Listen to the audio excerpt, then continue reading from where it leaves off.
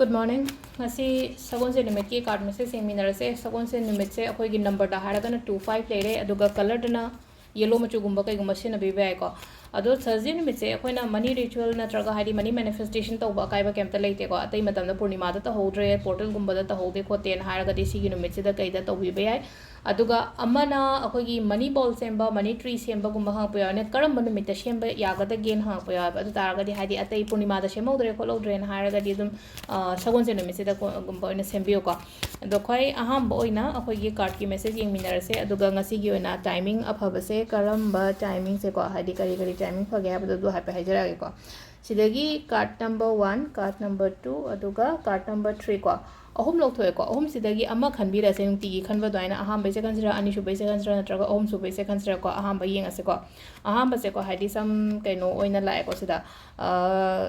kani podama ko hadi opportunities ni khangde kaino ma changak pai ta to se khu thangjal lai se mi sina ko hadi smaina thangjalak pa adu natraga hadi paisa nung sa gi matang da ko hadi financial kaino ko financial opportunities ni khangde ko hadi khitang changak po oina oi ko ngasi gi oina har ka di engonda पैसा मीना पीरपने है नत्रग कौम वे लाप अदुमाइना पैसा खतंगी वासु नतबिदको अतोप हिरमदसु थबक इंखांग की मतंगदसु को अफबगुंबा लेगनिको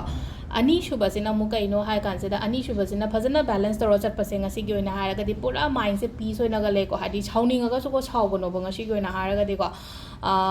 sida chauba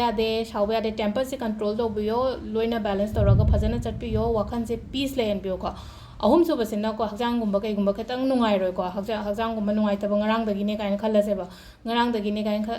hadi hakjang nungai taba oiro hakjang nungai tragadi wakhan jo ja panghan da khanjalin na ko adu juna khatang hadi rest lobiyo ko potha biyo aduga wakhan nungai tri se kamain tawraga hadi meditation gumba tawgera isai gumba aingba gumba tagera ko khatang peaceful oiba isai gumba taraga mind do divert tawna adumaina oina honna bibo ko aduga timing sina yuki pung 5 ga minute 9 dena pung 3 ka minute ama paung lere adagi mapan ga minute puni thoi deina pung ama ga minute 9 paung lere ko adai pung 3 ga minute 3 dagina pung 3 ka minute 9 paung lere adagi pung 13 ga minute 3 deina 12 ga minute 9 paung lere ko aduga nungalam dagina pung 2 ga minute kunitoi deina pung 5 ga minute 9 paung lere ko sisina koi gi ngasi gi oina afaba timing ko ado sida lere akoi gi card ki